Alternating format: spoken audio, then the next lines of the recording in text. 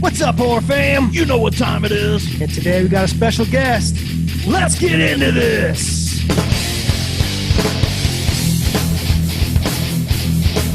All right, guys. Today we've got a really special guest on today. We've got Mr. Dave Becker from numerous podcasts. This guy is considered the encyclopedia of horror. That's right. We got a book with his name on it right here. We've been wanting to talk to this guy forever, and now we've got him. We've got him captive. Mr. Becker, how are you, sir? I'm doing great. Thank you, guys. This is awesome. I'm looking forward to it. It's an awesome introduction. Thank you. Us too. Teach us some stuff. Oh, hey. I learn something every time I do a podcast. It's awesome. Oh, yeah. That's one of the things I love about doing it. I don't want to do a show with these guys. No, it's funny because I told JT, I'm like, yeah, he's known as the encyclopedia of horror. And I was like, well, JT's like, look what I got. There you go. That's your name all written all over it. There you go. Yeah, that's Greg. Greg has called what the Encyclopedia of Knowledge is what he calls me on LOTC, and Greg's a great friend, and I appreciate that. It puts a little pressure on them. Nah, it puts a little pressure. Man. Cool. Yeah. Well, why don't you go ahead and introduce yourself and let everybody know about your your podcast and things like that you're doing. So. All right. Yeah, I'm Dave Becker. I also go by Dr. Shock. And I have a few podcasts. I have my own, which is the DVD Infatuation podcast, which is on the Considering the Cinema. It's a part of the Considering the Cinema podcast, which is Jason Piles. He produces it for me, and that's my solo cast, and it's based on my blog, dvdinfatuation.com, where I have a whole bunch of reviews out there, and I'm still posting some new reviews. I'm continuing on with the blog. I started that back in 2010. And I've just kept it going. And as far as podcasts go, I am on, of course, the Land of the Creeps with my co-hosts Bill Van Bagel and Greg Morgan. I am on. There's the Phantom Galaxy. There's a special, I guess, like a podcast within a podcast that I do with Nathan Bartleball called The Illustrated Fan, where we discuss animated films. We've done a couple of those. We have another one coming out shortly. And on the Horror Movie Podcast with Gilman Joel and Wolfman Josh. And we were honored to have been awarded the Silver Bolo by Joe Bob Briggs earlier. Awesome. I guess it was about a year ago. It's getting close to about a year ago now that we got the Silver Bolo for HMP. Yeah. Yeah, that was quite a thing. I woke up in the morning and I had all these messages congratulating me. I was like, "Oh, what's this about?" I had missed the episode, but no, it was definitely an honor. That's cool. That's awesome, man. Yeah, man. That's a pretty good track record there, bud. Oh yeah. Well, see, that's a cool thing about the podcast world, and especially kind of the stuff that we're into. Horror movies or just horror. No, there's some stuff we're into. Not going to be doing a podcast on that, right? Yeah. But it's cool because it's so easy to talk about because you're passionate about it, Yeah. And that's what's cool. I've been listening to Land of the Creeps and Phantom Galaxy. We listen to a lot of podcasts, but like I've been talking to Greg, as you know, we've been in some of the conversations together, and stuff. He's going to be coming on soon too. That's great. Yeah. Yeah. And it's just cool because, like you said a little earlier, you always learn every time you go on a show, Absolutely. And for us, we like to make people super comfortable. Our podcast is completely laid back because we're not worried about sponsorships. Yeah. We're not worried about none of that. Awesome. We love talking about horror and like cryptids and paranormal stuff like that. But what we're talking about tonight is something that me and JT particularly love, which is the slasher genre of horror. Yeah. All right. So an age of slashers. Yes, exactly. Yeah. That's what we call it. It's that's what got us into horror. and stuff. So, quick question for you: what's your favorite slasher? Well, my all-time favorite horror film is one that has been referred to as a slasher. It's the Texas Chainsaw Massacre from 1974. Mm-hmm. But I don't know that, as far as slashers go, my favorite slasher is Halloween, 1978's Halloween. Absolutely. It's one of my top 10 films of all time, and it is the one that kicked off the slasher boom. Yeah. I don't know that it didn't necessarily have. It wasn't the one that defined all of the tropes, because there were some earlier ones that had similar aspects to Halloween. But Halloween was a box office hit, and that is what you need to kick off a subgenre. Yeah, you need that one movie that's going to prove, hey, there's a lot of money to be made here. And it was because of Halloween that we got Jason Voorhees and Freddy Krueger and a lot of the other ones. So it would Candyman, Chucky, all of them. Yes, absolutely. So it is definitely Halloween as far as slashers. That is my favorite slasher. And Halloween is the best representation of how good of a movie you can make with very little money. Yeah, absolutely. It did. I can't remember what the budget was. It was obviously a huge hit. 300,000. 300,000 was the budget. Yeah. Wow. And I don't know how many tens of millions it ended up making. Yeah. It obviously launched Jamie Lee Curtis as a scream queen, and really just started the ball rolling with Michael Myers. And what I liked, one of the things I think is interesting about it is when you think of the slashers and you think of when you get to Jason Voorhees and Freddy and whatnot. Right. Along with being slashers, they're monster movies, because these are not, your typical. When you look at what influenced the genre, you go back to the giallos, obviously from Italy. They had a big influence on the slashers, I think. At least that's what I think. And even movies like Psycho from 1960 and Peeping Tom, which came out the same year. Tom, yes, definitely. Yeah, sort of had the roots in I guess the roots of the slasher in those films. Yeah. See, and I think those films had a lot to do with what propelled that craze. I mean, you've got, Mario Bava, and all his Italian stuff. What was it? 1971, he did A Bay of Blood, which could truly be considered one of the first. It's hard to, that is hard to pin down, because you could almost consider Psycho as a slasher. To an extent. Right. And then Peeping Tom the same way. But then, A Bay of Blood, and then you've got, Black Christmas from 1974 with a masked killer, It's really hard to pinpoint that down, but when people truly think about slasher films, you're absolutely correct. Halloween 1978 is what started the golden age of slasher films, which it is from 78 to 84. Right. And it was the one that then, Sean S. Cunningham said, hey, there's money to be made here. Let's try to mimic Halloween. So we did the Friday the 13th. Yeah. And Friday the 13th were big hits. So then you had a lot of the duplicates from there. That came out. We have The Burning and then the Prowler and a lot of the other slasher films from the early 80s. Yeah, the Prowler is. I actually have a top 10 list of slasher films, and it's funny because I was looking at it today, and I'm just going to pull it up real quick here, if you don't mind. I just want to. All right. And I'm just going to go through it. On that list? Oh. Absolutely. I'm going to count it back from 10. And it is actually number 10 is The Burning from 1981. Number 9 is Maniac from 1980. 8 is Halloween 2, 1981. 7 is Scream from 1996. Number 6 is Friday the 13th, The Final Chapter. Yeah. 5 is the original Black Christmas. 4 is The Prowler.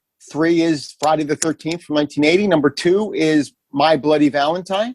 And of course, I already mentioned my favorite is Halloween. Yes. And what's interesting, I was looking at it, and what's interesting is that 5 of those 10, including 2 in the top 5, Tom Savini did the effects for. Yeah. Oh yeah. The man. You know, he really is. I mean, when you think of, you got John Carpenter as you know, with the roots of the slasher and then Friday the 13th and all of the Jason and Michael Myers and everything. Tom Savini has as much to do with it, if not more, because with the effects that he created. And I was looking at it, and it's very interesting because he had something in common with my all-time favorite directors. Tom Savini was a photographer, a war photographer in Vietnam. Wow. And what he would, obviously he was snapping pictures of some pretty horrific stuff. Right. And it influenced him. He said it definitely had an influence on his later work, because he said he'd hate to be seeing a movie where, you know, they do a death and the guy lays down, his eyes are closed, and it's like there's not a lot of blood or anything, you know, like they got in the older movies. He's like, that's not how it was. That's not how violence truly is. And that's why he wanted to depict violence. He used it in his effects to show, here's how awful violence really is, because I've seen it firsthand. Another person who did that back in World War II, stationed with the, I think the Marines over in Asia, or in it was in China. You know, when China and Japan were fighting with each other, was Sam Peckinpah, and Sam Peckinpah saw the same thing, and that's why in the Wild Bunch you got realistic violence. He's credited with really changing the face of movies. How they depicted violence with the Wild Bunch in 1960 was their military service during wartime that heavily influenced their work. Yeah, I mean, when you see like you said, what real violence is and what humans are capable of, you know, that's one of the things about Halloween as a slasher. But you realize that sometimes the real monsters are humans, and they're really are monsters. Yeah. You know, and that's what it is. Yeah. And this one, and that's where it's sort of, there's a line there with them, because with they're definitely, they're still people. Michael Myers, Jason Voorhees, they started out as, you know, you and me. And then they became these, you know, something snapped, and then they became these killers. But it's not like Norman Bates. It's not like the killers in the Giallos, where you capture them, you throw them in jail, it's done. These guys go beyond that. You shoot them, they get up. You know, you throw them in jail, they get out. They break, you know, you throw them in an asylum, they break out. These go beyond that. So it's sort of it's one of the things with the golden age of slashers is that line with the human, you know, the serial killer and the monster. You know, and I think that was very interesting, because they are not your standard monster movies, but they do sort of touch on that as well as being slashers and about serial killers and such. And I think that audiences really connected to that. And one of the things that the critics hated about these films was that people were rooting for Jason Voorhees and Michael Myers. They were the ones that they wanted to root for. That happened too. Right. Yep. Exactly. It's the first time you rooted for the killers, and it turned the mainstream critics off. They just weren't used to that. You know, they weren't used to audiences rooting for characters to be killed.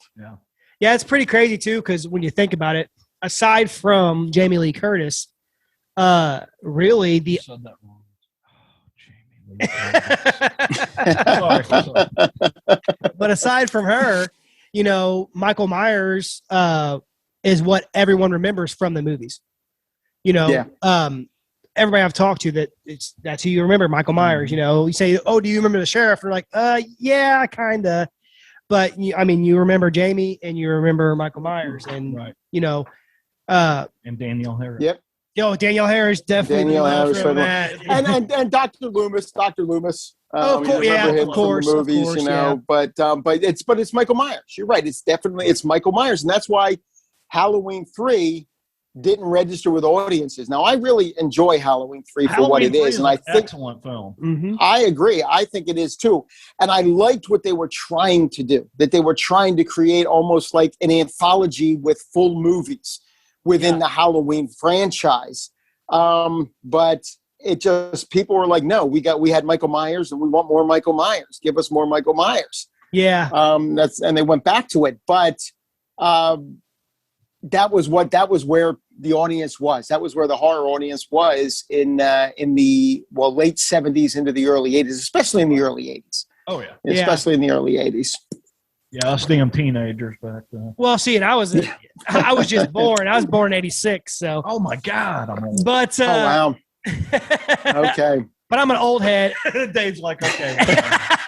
I got an old talk soul. to JT for a while because Nah, I got an old soul though when it comes to that kind of stuff, man. It's funny because of the music I listen to, the movies I watch, the things I look. It's funny because we talked about this before on the show, but Halloween for me is nostalgic. Even though I was born in '86, to me, it still brings me back to when I was probably 10, 12 years old, and watching that movie. And that's a big thing for me with movies, is where it puts me at mentally. I love movies that bring me back, and I forget about everything that's going on, and just brings back to when I was a kid. Had no cares in the world, watching this slasher, hoping I get to see a boob or two, and and they usually they didn't disappoint. They didn't disappoint in that area either. No, 80s definitely did not ever disappoint. No, for the longest time, PJ Souls had the best looking set of tits I've ever seen. Oh, which yeah, and then Souls. It's something that is prominent in all the 80s movies, slasher movies and things, but that's what during that time, that's what sold. And it sucks because like my son, I have a 7-year-old, he'll be 8 in July, but he's obsessed. He loves Michael Myers. I've only let him watch H2O just because it doesn't have anything really in it, but he's right. It doesn't quite get to that it doesn't cross that line that some of the 80s ones had done. Yeah. So well, and you talk about a lot of the TNA and stuff. Mm-hmm. So let me just read to you what Wikipedia says about slasher films. They say slasher films typically adhere to a specific formula. A past wrongful action causes severe trauma that is reinforced by a commemoration or anniversary that reactivates or re-inspires the killer. Built around stalk and murder sequences, the films draw upon the audience's feelings of catharsis, reaction, displacement as related to sexual pleasure. Yeah. Yeah. That certainly became a theme. Weird definition for a slasher film, but I see where they're going with it. You do, and it's funny because you talk to the filmmakers and they said we never really wanted to punish the characters having sex. It's not that we never set out to do that. It just sort of became that way. The victims were teenagers. Oh, maybe Sean S. Cunningham. But he's like that. These are the victims. The main characters were teenagers, and what's on a teenager's mind. Yeah. It just sort of became the way it was. And it's, they touch on those rules in Scream, which is one of the things I love that about Scream is that it's just the self-referential portions of it. You got that opening sequence with Drew Barrymore. Yeah. How it just all harkens back to the genre, to the roots of the genre. Yeah. Hold on a second. You froze up a little bit on us here. We'll see if we can get you back. We may have lost you, Dave. We may have lost you, but we will get you back. Ones like what was it, Happy Birthday to Me, and a lot of those. Yeah, we lost you. We lost you for just. We lost you for. We lost you for just a second. Okay, but we got you back. You're good. Okay. But yeah, going back to Scream real quick, where we lost you. To us, that's such a highly underrated film. The whole series, really. I agree. I absolutely agree. I enjoy aspects of every single one of the films, even if they're not all like top tier. Right. Yeah. If they don't quite reach the first one, there's something about all of them that I really enjoy. But it was funny. I read something earlier about how, we were talking earlier about how during the slasher craze, it was all about Michael Myers or Jason or, Candyman or whoever, But Scream, what they did there is they played on all the slasher tropes, but that movie really followed Nev Campbell's character. Yeah, Instead absolutely. Of focusing in on Ghostface. That was a little bit different. Exactly. That took it almost back to the Halloween, where you're sort of hanging out with Jamie Lee Curtis and you're rooting for her and you want to see. Halloween was a little bit different from that, in that you weren't on Michael Myers' side initially. Yeah. You were definitely rooting for Jamie Lee Curtis, and that's where a lot of the suspense came from.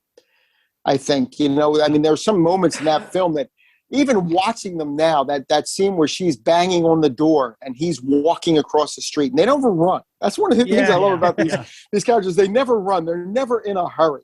Yeah. And he's just walking across the street. She's banging on the door, even though you know what's going to happen. I've seen the movie I don't know how many times now, and you know what's going to happen. There's still that tension, and it's the way that John Carpenter shot it. It's the way that Jamie Lee Curtis acted it. It continues. It's almost like it's the way Nick Castle walked across the street. It's the way he walked across the street. Exactly. All of it came together perfectly. It's almost like, and this is not a slasher, I'm just sort of making a comparison here, but with John Carpenter's The Thing, the scene where they're testing the blood, you always jump at that moment. You know it's coming. You know when he tests it, you even to the point now where I know what character is going to be, I still jump. I'll still even twitch a little bit, even if it's not a full jump, it's a twitch a little bit because of the way it's shot. And that's what he does with Halloween. And I think that's part of what makes it the greatest slasher. I mean, when you think of the fact that the 80s was the time of the slasher, the greatest slasher came before the 80s. It was 1978's Halloween, And like I said, I am quite younger than you guys. I'm just going to say it. But quit talking about that, Jesus. But I feel old over here. You're a lot younger. I was a junior in high school when you were born. Yeah, so there you go. How old are you, Dave? I am. This year I will be 52. I was born October 13, 1969. Nice. Just in the 60s. Just a few months in the 60s. I was born. I'll be 50 in September, so cool. So I know right where you're at. Well, so when I was up watching the same stuff, and I grew up watching the same stuff you guys watch, and that's the thing. That's what funny with him. I'm always going like, oh man, I'm looking at movies in the 60s and 70s and stuff, and he's like, yeah. He's into all that, but it's like, I know that way before you were born. What's That's crazy? Awesome. What's crazy about it is that like with Halloween, it's just so happens we were texting Bill back and forth in a group text, and he's like, "You really want to piss Dave off? Tell him you think Halloween sucks." That would be more Greg than me. That would be more Greg than me. Greg's all-time favorite movie is Halloween. Oh, well, that's how I am. That's my favorite movie of all time. But I can understand it. Absolutely love it. I love that movie, and I told him I was going to ask you why Jason killed all those babysitters.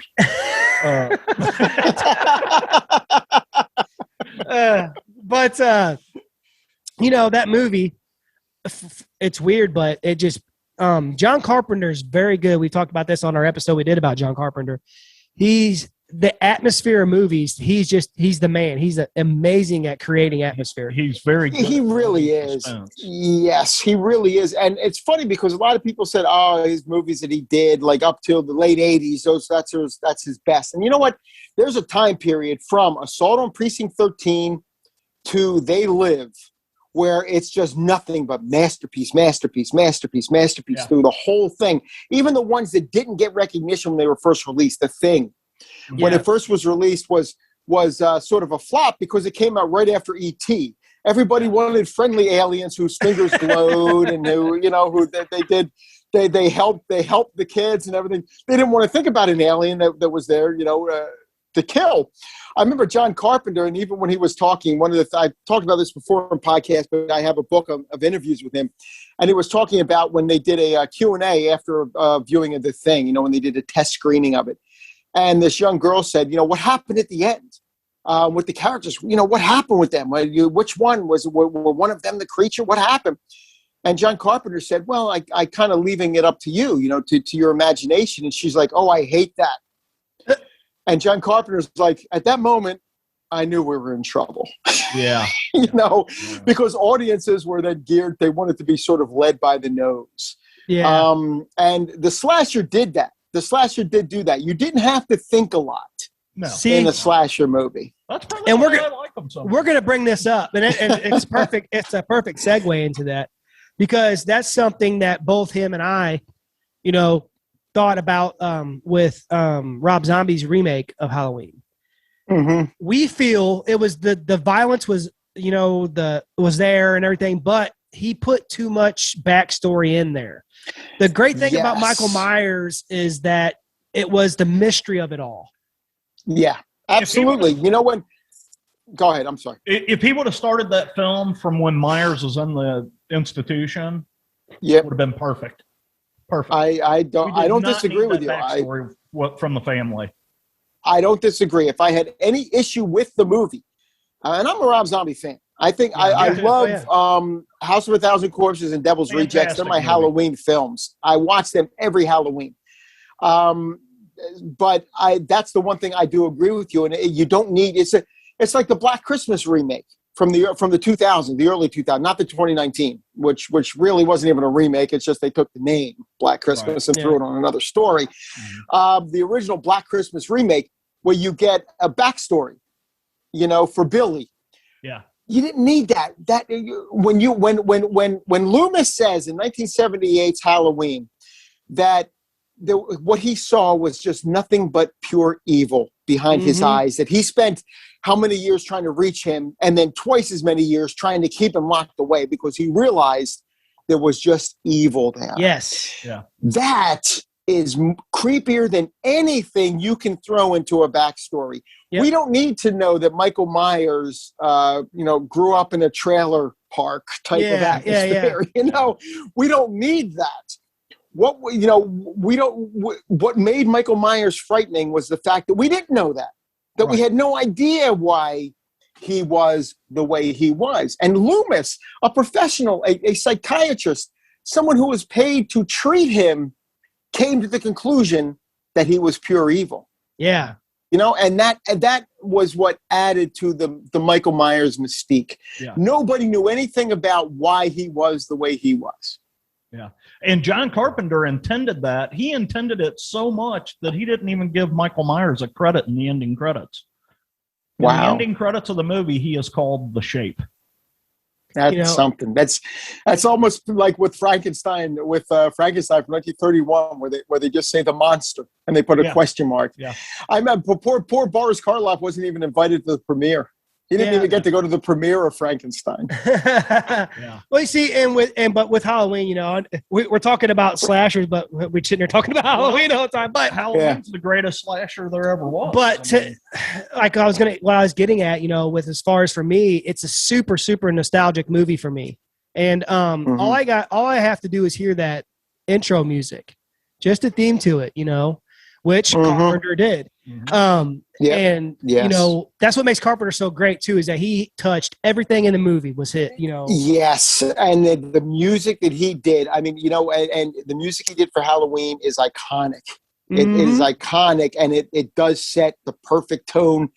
The music he did for all of his movies, I think it's very underrated. When I don't know so much underrated. I think horror fans realize what John Carpenter brought with the music. You look at something like Prince of Darkness, and what he did with that just sort of droning, that the music that he used in that one, it created such an atmosphere. He did the same thing with Halloween. I mean, you play those first few chords of Halloween, and it's right up there with Psycho, with Jaws. It is one of the top themes, I think, of all time. And another one of mine. It's not a slasher really, but that I love the theme of is actually the shirt I'm wearing right here. What's that? Phantasm. Oh, Phantasm. Yes, absolutely. That's probably just talking music wise. That theme song to Phantasm. All I gotta do is hear it, and I'm like, God, it brings you straight back to when I was a kid. Absolutely. But with Halloween, it's just such a great. I don't care what anybody says; it still holds up. And I'm only 35 years old, just turned 35, and it still to me holds up to this day. Like I watch it at least once, twice a year. You know, that's awesome. Yeah, and it's absolutely it's one of those films. You know, I think if you were to do a poll of when October rolls around, what movie is watched the most frequently by horror fans? Halloween is going to be. It's probably going to have like twice the number than any other film. Yes. Yeah. You know, and there's some great Halloween. I mean, Trick or Treat that came out. What was it? I don't remember. Was it 2007? Is an awesome film, and it is really just geared towards the Halloween season. You know, you have movies like any of the Sleepy Hollow, going back to the Disney cartoon. Yeah. You know, right up to Tim Burton's, and even the ones after that. Anything like that would fit into the Halloween season. It's Halloween. It is John Carpenter's Halloween that people go back to, and that is the movie that they're going to watch during the Halloween season, and you know, for good reason. Yeah. You know, here's a little bit of trivia. Do you know what the original name of that movie was? Halloween? No. The Babysitter Murders. I think I'd heard that at some point. That's really something. Yeah. The production company didn't really care for that. Mm-hmm. And so they were trying to figure it out. And John Carpenter was like, well, is there any movies called Halloween? And they started digging, and there wasn't a single movie with Halloween in the title. So that's awesome. Ended up changing it. And that changed the movie a little bit, too, because then they set it on Halloween. Yeah, it's pretty cool because we did a whole episode. I'm you know, like you are with freaking everything. That's how I am with Halloween. I've been fascinated with that movie since I was a kid.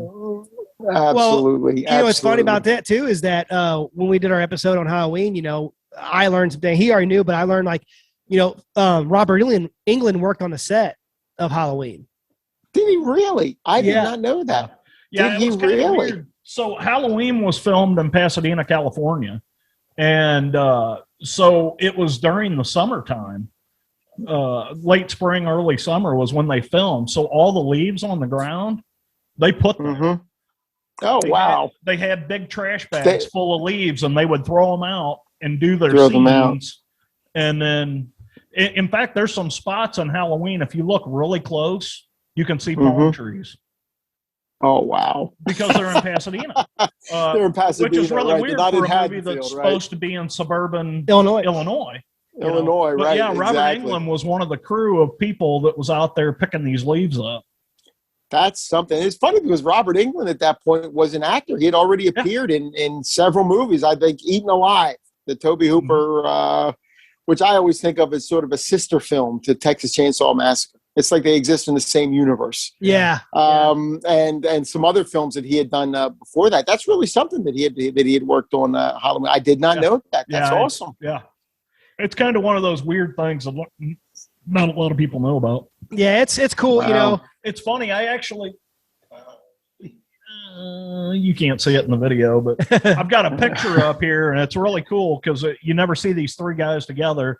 It's Robert Englund, Tony Todd, and Kane Hodder all in the same. Oh, picture. Wow! And it was during the filming of Wishmaster. Oh, Wishmaster! what a fun movie! One of my all-time favorite lines is from Wishmaster, and I'm paraphrasing here, but it's like that which is eternal cannot die, but if it's any consolation, sweet Alex, that hurt like hell. I love that line. That's one of my favorite lines. I remember watching that.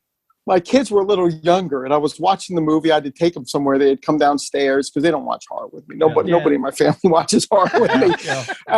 But they saw that moment, and they started cracking up. Yeah. Oh yeah. You know, cool. It's a great line. It really is. And wow, that's really something. With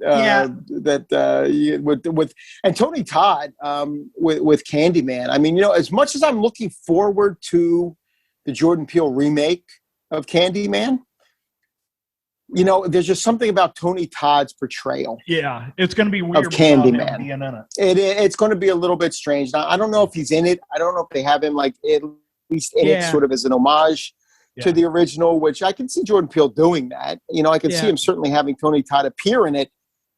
It's just going to be a little bit strange. And it's funny because Eddie Murphy was originally set to play Candyman.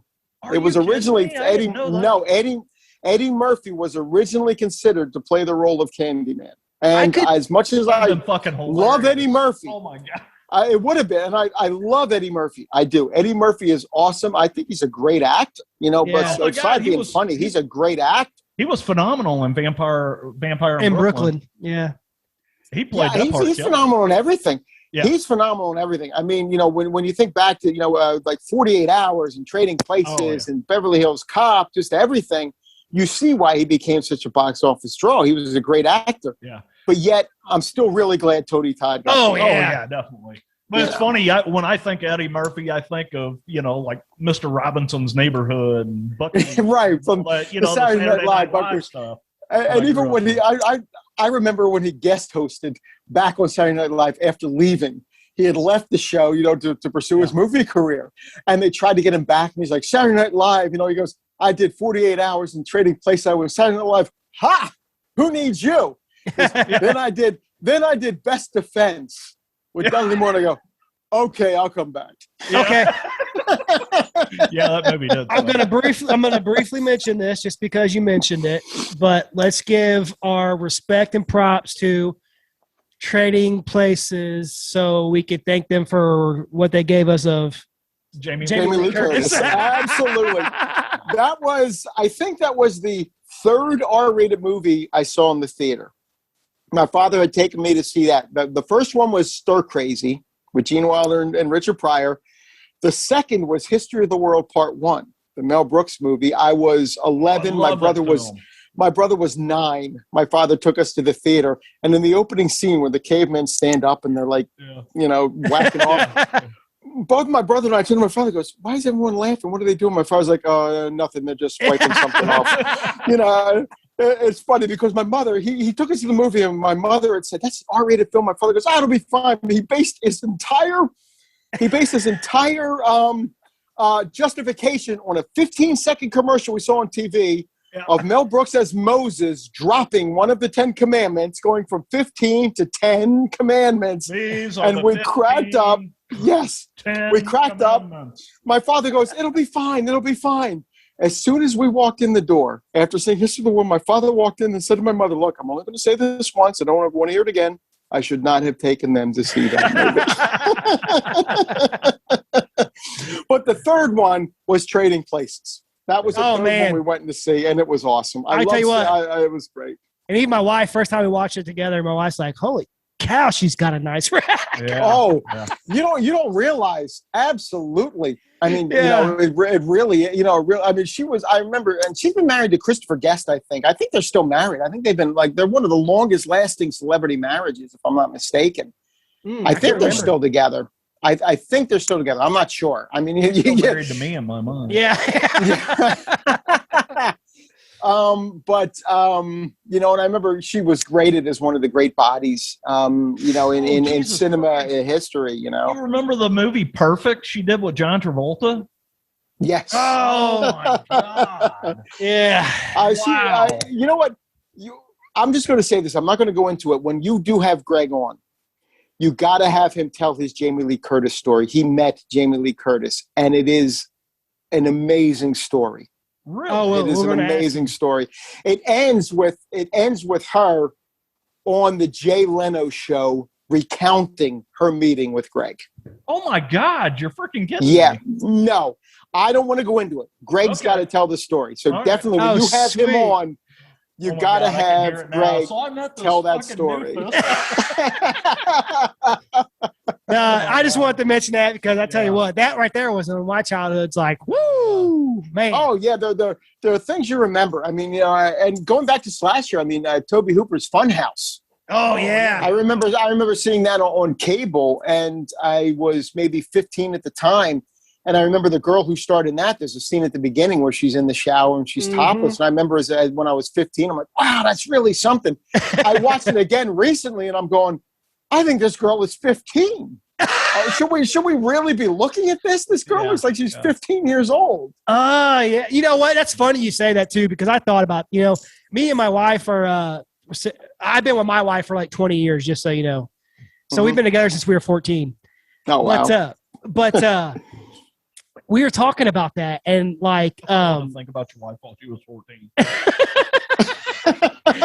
well, that's because you know her now. Yeah, but no, it's crazy if you think about it. You go back and you're like, well, all these people are supposed to be teenagers. Yeah. And it's just like, now it's just like blows your mind a little bit for me because like I'm big on that. Like I can't stand that stuff. But like now I think about it, I'm like, well, shoot. But then again, by the time I watched these movies, those people were older. So I know. Well, right. It's funny for guys like Dave and I, so think about Danielle Harris. Danielle Harris, when she was in Halloween 4, she was probably 7, 8 years old. Mm-hmm. She was really young. Absolutely. She was a kid. Now when you look at her, you think, oh, my God, the things I'd like to do to her. You do. But yet every time you think that, you think of her from Halloween 4. And you start to feel like, See, and I'm lucky because I was about the same age. So it's all good for me. Well, there you go. Yeah. But exactly. but getting back into the slasher thing, we talked about Scream. Scream is such a great film. I really love Scream 1 and 2. Those are my two favorites. Yeah. But they really give you that appreciation and homage to slashers. I love them all. Oh yeah. They do. I remember when it first came out, people were like, "Oh, you like Scream, dude?" Some of the horror heads that I was with or hanging out with, and I'm like, "Yeah, I actually really like that movie, man. It pays homage to the slashers. I love it, and it still holds up today." Yeah, it does. I agree with you, and I think my favorite scene is when Jamie Kennedy is laying on the couch and he's watching Halloween. Yeah. And Ghostface is standing behind him. And he's screaming at the TV, "Turn around, Jamie. Turn around." Yeah, dude. Yeah. And people in the audience are seeing the same thing to Jamie Kennedy. Yeah. I love that scene. I think there's so much about Scream, I think, that it does. And there are some people who thought of it, it's almost like when Cabin in the Woods came out in 2012 and people were like, oh, that's kind of making fun of like the horror genre. It's not. Nope. It's made by people who love the genre. Yeah. Yes. And I think it's the same thing with Scream. It's made by people who really love it and respect it, even though, yes, there's humor in it. And they're sort of poking fun when Jamie Kennedy's talking about his, you don't have sex. You never say, "I'll be right back." He's giving you the rules of how to survive a horror film. Yeah. It's done with an admiration for the genre. Exactly. It's not done to mock it. I don't think it. When I saw Cabin in the Woods, I absolutely loved it. And people are like, well, it's poking fun at this. It's poking fun at. It's not. I didn't get that from it. I didn't get that from it at all. Well, I looked at it as an homage. Yeah, we exactly. understood why they did it. I mean, you look at somebody like Danny McBride, and he would be the last person in the world that you would think that would really love horror and play homage to the horror. I love Danny McBride, though. Oh yeah, yeah, me too. But he's just, when you first met him and started seeing him and stuff, you wouldn't think of him as being that horror guy, and then he turns around and puts something out like Halloween 2018. Which is a great film. Great film. It is. I don't care. I'll argue with anybody about that. I agree. And it's funny because Halloween is the one franchise more than any of the others where they just kept rebooting things. Yeah. Mm-hmm. You had Halloween 1 and 2. They go together. Right. Then you had Halloween 3 by itself. Halloween 4 and 5 are continuing on with Danielle Harris as the daughter of Jamie Lee Curtis, or, Then you get to, when you get later, and then Halloween 6, obviously. Then you get to Halloween H2O. They forget Halloween's 4, 5, and 6, and they go back. Then you get Resurrection. Then you get Rob Zombies, where they're reboots, and you get 1 and 2 there. Then you get Halloween 2018, which forgets everything, including Halloween 2. Yeah. Yep. To go back to just taking after Halloween. So this series just was constantly changing and rebooting, but yet you love all the movies. Not all the movies. Maybe not Resurrection as much as some of the other ones. It was fun. It's fun. It's not. It's fun. Rhymes. I'm Michael Myers, motherfucker. I don't think there's any like in Friday the 13th. I'm really not a fan of the 5th one. I'm just not a fan of the 5th one. Yeah. But with Halloween, there's no movies that I hate. I can't say, I really dislike this one. I really dislike that one. Except for Rob Zombie's Part 2. Yeah. And in that one, it's just the horse. The horse is what gets me. That whole thing with the horse, it's just he was getting a little bit too experimental or whatever he was doing. I think some of the kills in Halloween 2 are still really good. Like that opening scene with the ambulance is really good. His brutality is awesome. Yeah. Absolutely. My thing with that is what he was trying to do was explain even further. Yeah. The reason something we didn't need to know, so it took it to a different, that's my only thing with it. He was trying to put too much emphasis on backstory and what's really happening. Well, see, and they almost did that with the Friday the 13th remake. In a way, yeah. Remake, the first time I saw that movie, I absolutely hated it. I couldn't stand it. And then I watched it again a few months later, and I liked it a little more. Now, I like that movie, but there's aspects of it that I hate. I don't like the fact that they made Jason a kidnapper. Come on, right? That's not what he did. It's almost like the same thing that Zombie did. Yeah, they did. They gave you too much story. They gave you too much story. It's almost like when they got to Part 8, Jason Takes Manhattan. And I've come to respect that movie more now than I ever did before because I realized that they pulled the budget from them. So they kind of had to do, they were kind of limited. The filmmakers were limited in what they could do. But the whole thing with Jason chasing through the streets of Manhattan, in all of the other movies, Jason was just a killer. If you got in Jason's way, you were dead. Yeah. In when it got to Manhattan, he's going after specific people, walking past hundreds of people, including ones who are saying, hey, asshole, what are you doing? And then he turns around and he takes his mask off and he scares them. Yeah. Which is a funny scene. I admit, it's a funny scene, but it's not like Jason. That's when he kicks the radio. Yeah, and it's not like Jason. Yeah. But I found out later on it's because they pulled the budget. They pulled the budget and they said, because it's funny, they were embarrassed by those movies, the studio. It made them money, and yet they were embarrassed by them. And they just kept limiting the budget, until when it got to, they had all these scenes planned for Jason Takes Manhattan. They were going to shoot something, in all of these different areas throughout the city, and they just pulled the budget and they weren't able to do it. So they kind of were sort of left, and, it's unfortunate.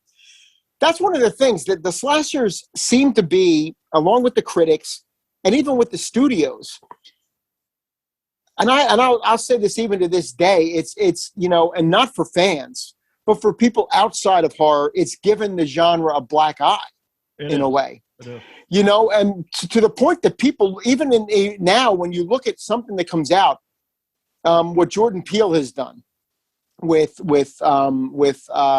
Get Out and with Us. He has done some amazing things in the genre. Other people have done amazing things in the genre where it's gone beyond anything that we were getting, from the 80s. But because of what happened with the slashers, and again, we love them. Right. But what happened with the slashers is it has given the genre a black eye, and people still just don't take it as seriously as they do other genres. And there is amazing stuff being done nowadays. There really is. That goes beyond anything. That goes beyond anything that we were getting in the 80s, and when it was just sort of a roller coaster ride and fun. And as much as we loved it, that's what it was. You check your brain at the door and you go in to watch a slasher movie. Yeah. The genre has evolved beyond that, but not with the mainstream. They're still thinking horror is for kids on a date who want to go and just be scared and scream a little bit. Yeah. Now you have to really sit and think about a movie. Yeah, absolutely, you do. And sometimes I just want to veg out. And, me too. And that's when you're going to pop on a slasher, and the slasher is what you're going to put on.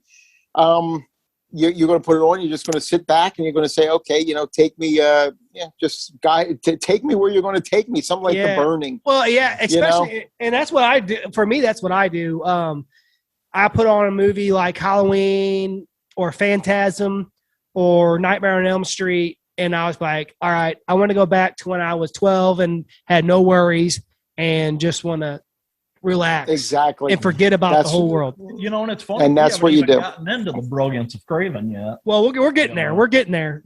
I I want to step back for a minute. I want to go way back to about 45 minutes ago. When you were talking about Tom Savini, do you have Shudder?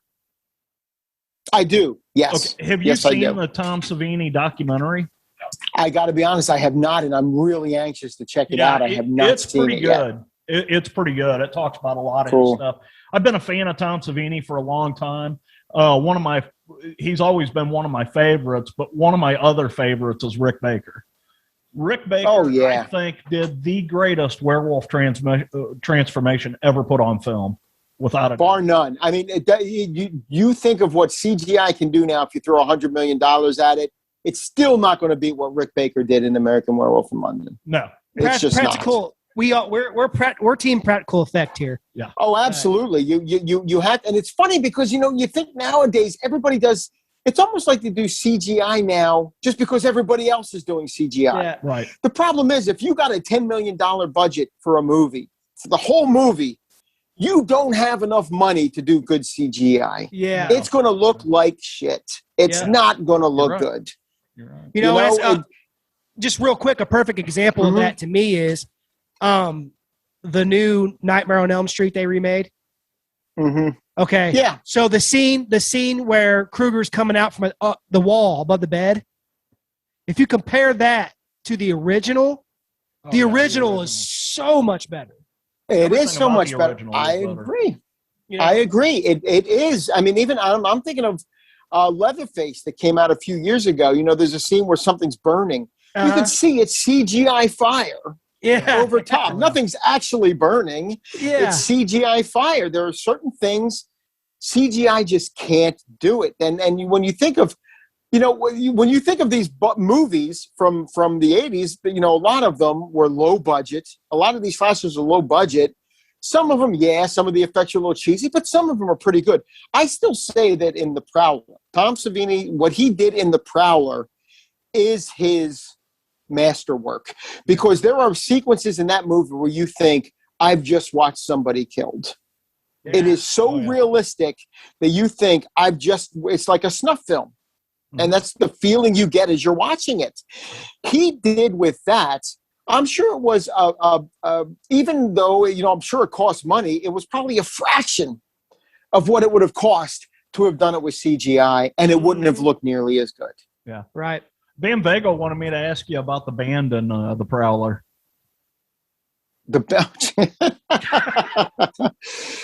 Yeah, you know what?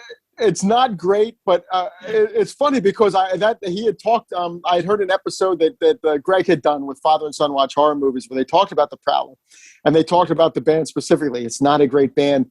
It's not the worst band I've ever seen in a movie. I even told that Matt and Jackson about this. If anyone has seen Stunt Rock, the Brian Trencher Smith Stunt Rock, he has a band in there. I don't even remember what it's called now. Where they combine magic with heavy metal rock. And they do neither well. They don't do either one well at all. As a matter of fact, Brian Trencher Smith, when he got this band, he only had a few days to get them. And later on, when he was talking about them, he said, yeah, that's the kind of band you get when you only have a few days. Nice. Hilarious. Yeah, but the band in The Prowler is not great. Yeah, it's not the best. No. I've seen some bad ones. The band that was in New Year's Evil, it's pretty rough too. That whole movie's pretty rough, but it's funny. It's one of those movies that I still watch it every New Year's Eve. Yeah, you know what? It is. It's one of the great things about slasher movies is they got something for every holiday. Yeah. Oh yeah. Even Thanksgiving, and there are a few that are legitimate slashers from Thanksgiving. But let's be honest, it's Eli Roth's trailer from Grindhouse. I would love to see them turn that into a movie. I think people have been on Eli Roth for years to turn his Thanksgiving trailer from Grindhouse into a movie. Dude, that's a movie I love, by the way. Yeah. Grindhouse. I love Grindhouse too. I saw it Planet Terror in the theater. Oh, Planet Terror is great. Death Proof. And Death Proof is really good. And Death Proof is actually closer to the Grindhouse mentality than Planet Terror was. But Planet Terror is so much fun. It doesn't make any difference. I love that movie. It's just so much fun. One of my favorites. I freaking love it. Absolutely, me too. I got to see Grindhouse on the big screen. Not many people did. It was not, it's probably Tarantino's least successful of all the films that he was associated with. But it was a blast. I mean, to see that on the big screen with the trailers and everything, it was an absolute blast. I mean, it took me back to in 1978. My parents took me to a drive-in to see a double feature of Jaws 2 and Roller Coaster. Oh, and the only trailer I remember was for the Bad News Bears Go to Japan. It was the only trailer I remember actually playing at that drive-in. But it takes you back to that time period, and that's what they did with Grindhouse. And you can even look at Grindhouse. Even you can look at Death Proof as being something of a slasher. It's not, with Kurt Russell's character in that film. It has that sort of feel to it. Kurt Russell, I love Kurt Russell, dude. I do too. I love that dude. Everything he's done. I mean, my first experience with Kurt Russell were the Disney movies. Yeah. Oh, yeah. When I was a kid going to the Disney movies, like The World's Greatest Dad, which is god awful. I saw that in the theater when I was a kid, and I remember really being like, wow, this was great. And I ended up buying the DVD, and I watched, and I go, what was great about this? This sucks. This is an awful movie. But he did a lot of those Disney movies. So when I finally saw him in Escape from New York, it was a bit of a culture shock for me to see Kurt Russell, this guy I knew from all these Disney movies, doing the things he was doing in Escape from New York. But then you look at everything he's done since then, and it's amazing. It's he's up there. First movie I ever seen him in was Big Trouble in Little China. Yeah. Oh, one of my favorite movies ever. Yeah. It's all the reflexes. I think for me, it was Escape from New York was the first thing I really remember him from. But you talk about a versatile actor. He did these two movies, The Christmas Chronicles. Yeah, he plays Santa Claus. Watch them both, my kids. He nailed it, man. Yeah, the guy can do anything. He even did like Swing Shift with Goldie Hawn. He's done a lot of things. Overboard. And I'm pretty. Was he not in Silkwood? Am I remembering correctly? Was he not in Silkwood with Meryl Streep and Cher? I'm thinking it was Kurt Russell. I got to look it up now because I might be putting my foot in my mouth. And JT's looking it up too. He was. Yeah, he is. He was in Silkwood, and that's an Oscar film from 1983. Meryl Streep was nominated for that one, and Kurt Russell, it's a great movie. It really is. It was an Oscar film directed by Mike Nichols. Kurt Russell has done a lot. You're right. He's a very versatile actor. Bone Tomahawk. I mean, oh my God, Bone Tomahawk. That movie it's absolutely terrifying. Yeah, because it starts off as sort of a horror movie, and then it's a Western for a long time. It's a Western as they're going out, and but the minute they meet up with that tribe. Yeah. I don't even want to say Native Americans because the Native Americans don't go near this tribe. No, we don't go anywhere near those people, and you won't come back. If you try to go there, the minute it gets there, it's full-blown horror again. It's a horror movie again. And and I don't want to go into any spoilers or anything, but Kurt Russell's line, and you can't help but get a little choked up with, say goodbye to my wife and I'll say hello to yours. Yeah. You just get a little choked up at that moment in that film. Yeah, man. What a great movie that was. He's got to be he's like in my top 3 favorite actors. I love him. And dude, Big Trouble in Little China, that movie's so good. His little one-liners and stuff he does in that. And they're great. They're absolutely great. Yeah, it's such a fun love the intro with him. Whenever he's in his truck and he's talking on the CB, and he's I love it, man. It's awesome. It is great film. It's great, and it's another one of John Carpenter's. Even something like Starman that John Carpenter did in the 80s, which was outside of a lot of what the other movies he was making at the time. If you think about it, it's still pretty damn good. Oh yeah. Oh, yeah. I really, I saw Storm. Jeff Bridges.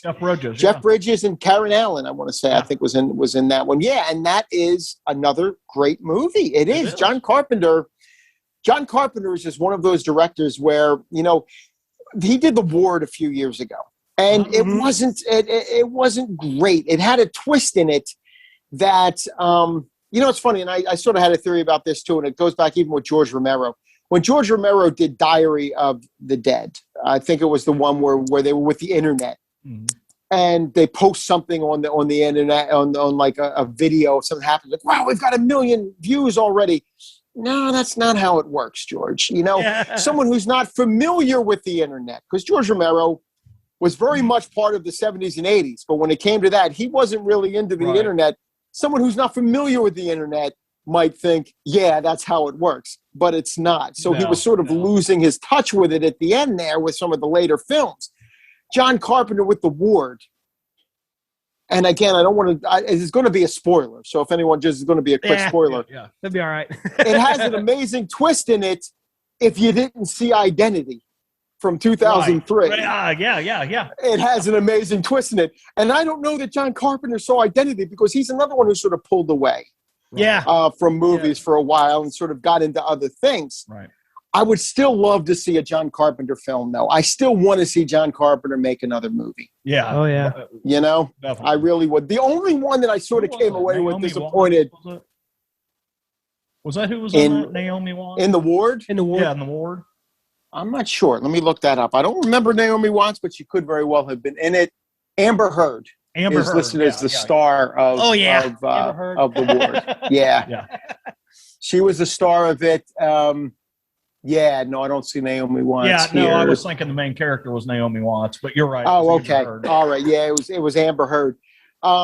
Even so, the only John Carpenter movie, and this is including The Ward, that I came away with real disappointment was Ghost of Mars.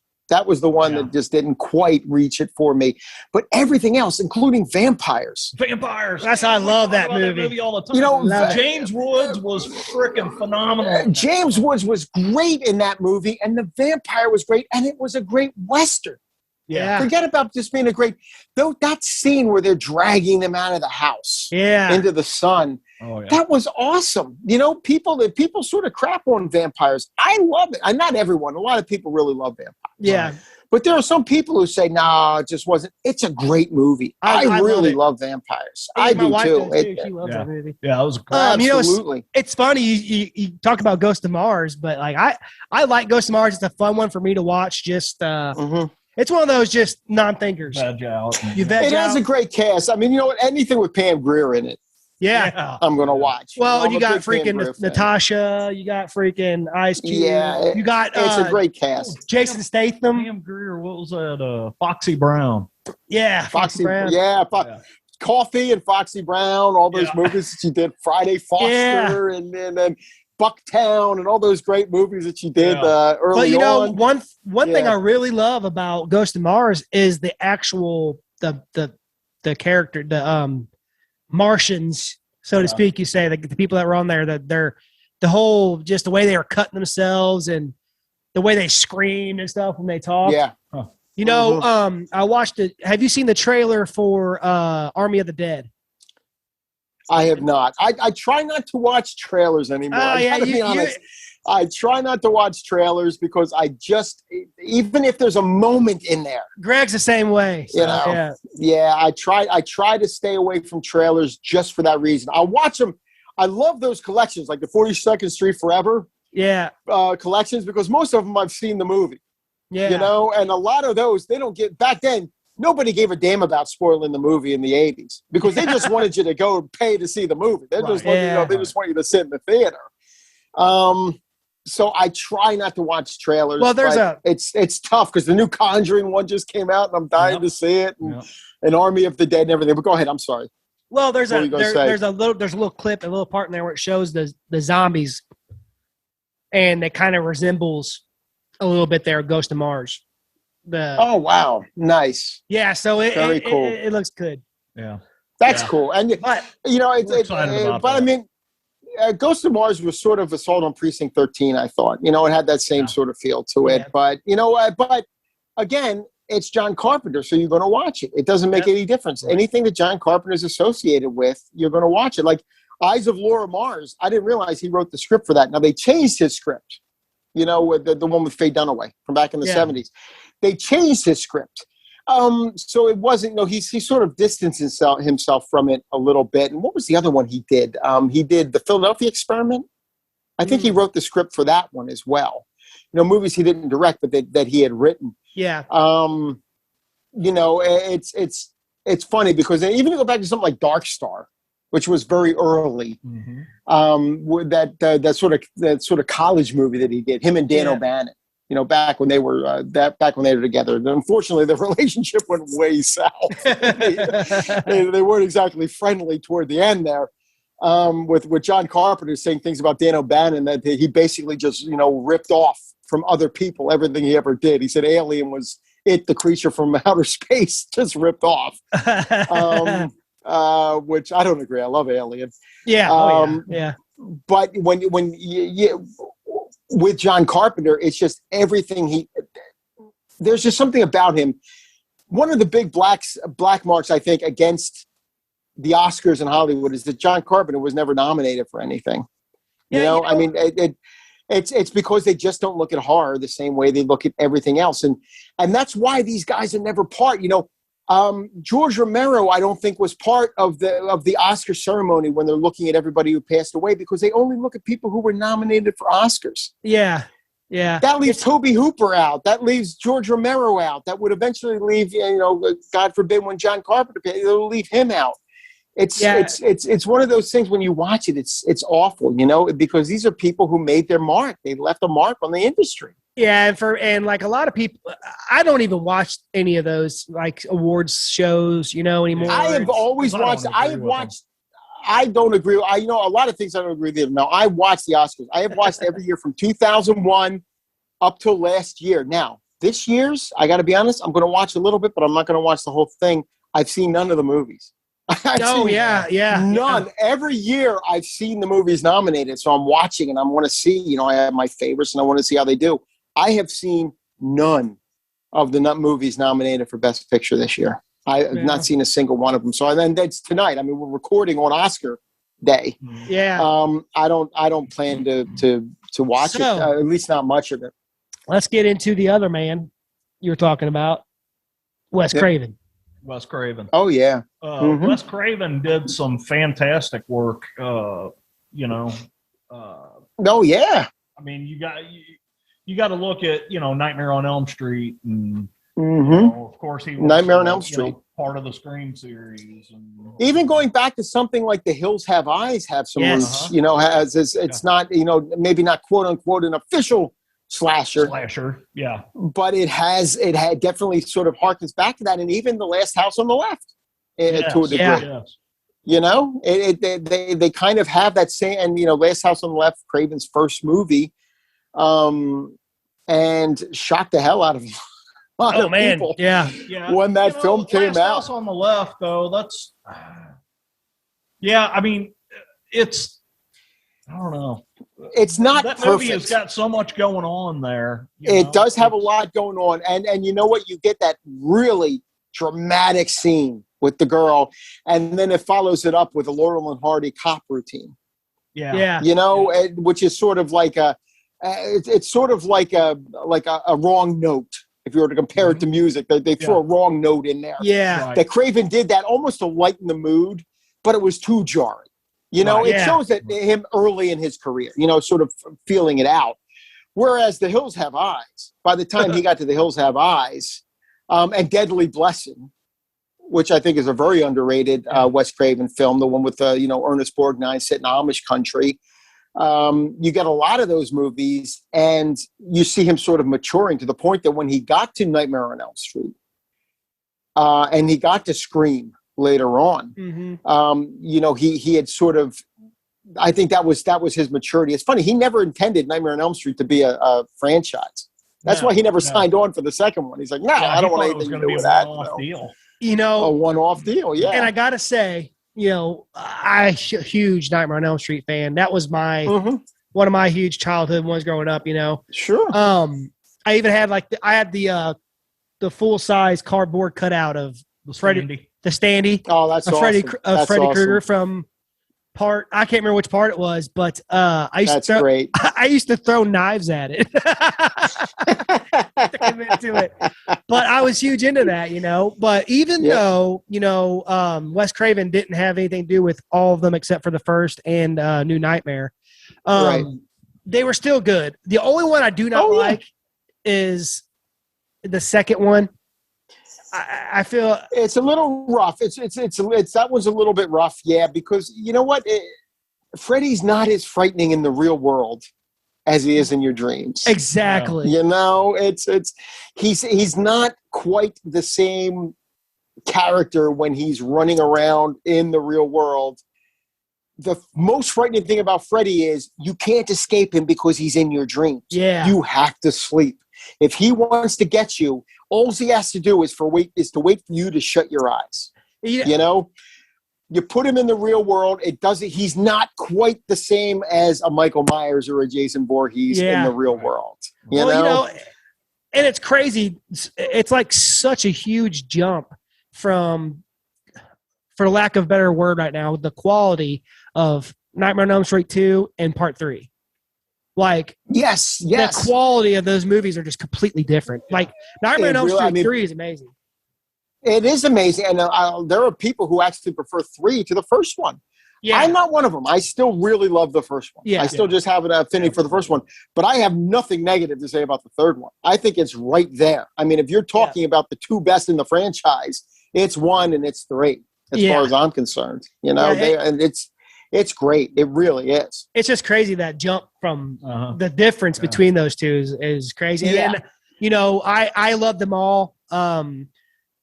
Me being a kid, I was always growing up, I liked the horror and I liked scary and all that stuff because I was big into fighting the bad guy. I like to eat, Lost Boys, the Frog Brothers, Frog Brothers, yes. I was a Frog Brother. We've had this conversation a million times on this podcast, So I really like that aspect of the fighting of the bad guy.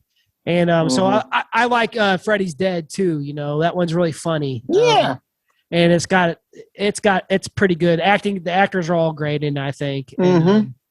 But it's just to me, it's crazy that one thing they did right through every one of those movies is they had Robert Englund as Freddy Krueger. They never changed that. Oh yeah, absolutely. And that's one of the problems. We talked about Wishmaster a little bit. When you took Andrew Divoff out of that role, by the time we got to the third, or what was it, the third one, I think, it just wasn't the same movie. Andrew Divoff was the Wishmaster. Robert Englund is Freddy Krueger. Yes. And that's just the way, just like for me, Tony Todd is Candyman. Yeah. Yes. Yeah. With Michael Myers and Jason, it was different. Or anybody. I can't say that anybody could be Jason because I do have a favorite Jason. I think Kane Hodder made the best Jason. He was just he was great, imposing, and just the way his mannerisms and the way he did and the way they made him look when they broke his mask and you had his jaw hanging out and stuff. And it's a shame he wasn't in the best of the series, unfortunately. He was in some of the later ones. I mean, you had Part 9, which has its issues. I'm actually a big fan of Jason X. I actually really like Jason X. I think it's got one of my favorite kills in it, and that's when he with the freezing, face on the nitrogen. Yes, absolutely, and then cracks it. You know what? No matter what you think of that movie, and it's not just the crack. Scene. It's after he cracks it and he pulls her back up and looks at it. Yes, right. He's got to see it. He wants to see it. Exactly. Well, you know what? I thought about that too. And if you think about it, he was trying to drown her. Yeah. Right. He had no idea what that was. So when he brought the head up and he's looking, he's like, what the? Right. It's like, wow, that was a lot quicker than I was expecting. But I agree with you. Even in that movie, where he's got those holograms and he's swinging them in their sleeping bags. Oh, gas classic. That's hilarious. Yeah, it's a fun movie. It really is. Here's what I'm going to say about Nightmare on Elm Street, and I don't know, this may strike a chord with you guys, it may not.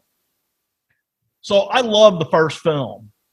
I even like the second one to an extent. But to me, I think what they did wrong was they started making Krueger too comedic. They did with the one-liners. Yeah. You know, in the first movie, he was very sinister and demonic feeling, you know. And then by the time you get into the third and fourth movie, it's like you're watching a fucking comedy tour on which way is it, you know, what smart ass comment is he going to say before he kills this person. Now, I'm not going to say I like the movies because I like them all, but I just wish they would have left him more not such a funny guy, you know. I get a feeling that the influence for that might have been because when those movies were coming out, the later ones, was around the time of Arnold Schwarzenegger when he was the top box office draw. And what was some of the things that Arnold did in his movies? One-liners. His little one-liners. So it's almost like a lot of films. Remember when I told you I would kill you last? I lied. Yeah, and all those lines. Oh, I'll be back. I think he says that in half of the movies. Yes. that he was in. I know he says it in, obviously, The Terminator. He says it in Running Man. He says it in several films. But that was what Arnold was, the box office draw of the later 80s into the 90s. So that was influencing things. And I don't know, and I can't say for sure because it's not like Freddy didn't have any one-liners in some of the other movies. He had his little way, but they might have said, hey, we can utilize that and let's do that in these films. I really think that that's sort of where that came from for me. And I'm not ever wrong, you know, but I think that's where it came from. Well, and if you notice, of course, we already know that, you know, Wes Craven didn't do all of them. They're all different directors, every one of them. Now, it's funny you mentioned that because if you go back and you look at it, and aside from looking different, which I didn't really care for, goes back to being the dark, evil person in New Nightmare. With Wes Craven. So the two that Wes Craven did, he doesn't really have those one-liners in that. Right. You know, no, he doesn't. He he goes back to being that. Aside from looking different, I don't really care what they did for the, you know, but he goes back to being that evil person, that evil entity, you know. So a lot of that probably has to do with Wes Craven too, I think. You know. I think so too. I agree with you. And then it's funny because Wes Craven's Scream, it becomes meta, you know, and so was New Nightmare to a degree was meta, but then you get into the Scream movies. When one of the things I think that's great about the Scream movie, about Ghostface in that one, is he's a clumsy son of a bitch. Oh yeah. Throughout that movie, he's running into things, he's falling over himself, and it makes sense when you see where it goes.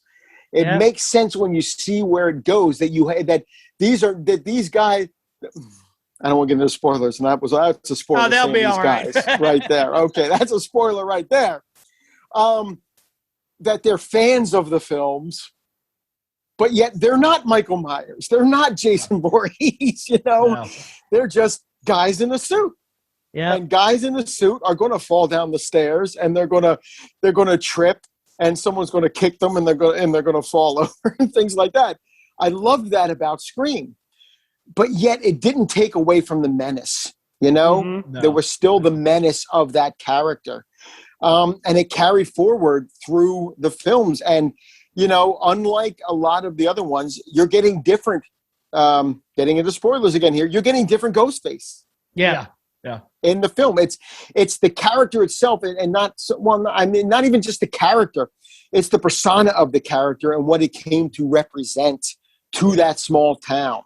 You know, that was carried through into the other films so that other people could play it. I did not like Friday the 13th Part 5 when they had a different Jason. I just did not like that movie. It just did not work for me at all. But yet, when you get to the Scream movies and you get different ghost faces, I guess, throughout the film, it works because that's the way they set it up in the first one. Yeah. I was just pissed off that they killed Bonzi. Yeah, right. Exactly. Yeah, would have loved to see Henry Winkler stick around. Yep. Yeah. It's kind of like with the new Nightmare on Elm Street. I love the darkness of it. I love the atmosphere of it. I think that if that movie would have had Robert Englund as Freddy Krueger, I think it would have been a smash. Yeah. I really liked it. I didn't. The part where they went a little too much into the backstory Krueger a little bit, maybe I don't know, but everything else, if Robert Englund was in that, it would have been the smash. Yeah. And Jackie Earl Haley, I didn't hate him in the part as much as I just didn't like the fact that it wasn't Robert Englund. Yeah. Yeah.